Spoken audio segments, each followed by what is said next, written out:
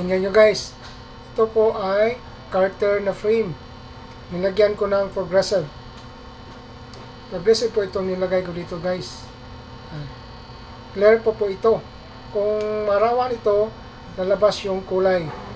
Ipakita ko sa mamayan yung kulay dito mamaya guys. Ito po ang progressive.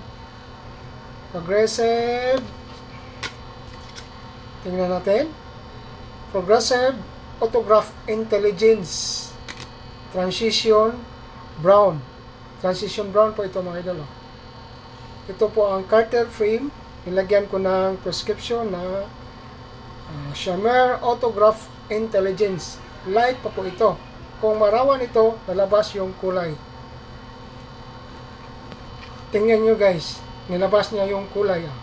Ito po ang Transition Brown. Maraming salamat po lahat sa pagtingin sa mga vlog ko. Ito po ay transition. Ito ni kulay na to.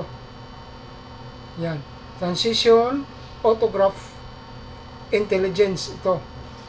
Transition Autograph Intelligence. Ito, nakandikit ito yung fishing grade.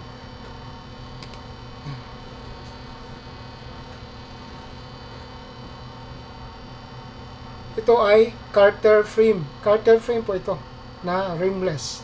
Ninistitan ko ng progressive. Ang name ng progressive ay Shamir Autograph Intelligence.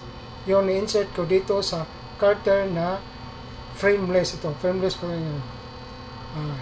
Kung marawan ito, lalabas yung more dark pa ito. More dark. Ito,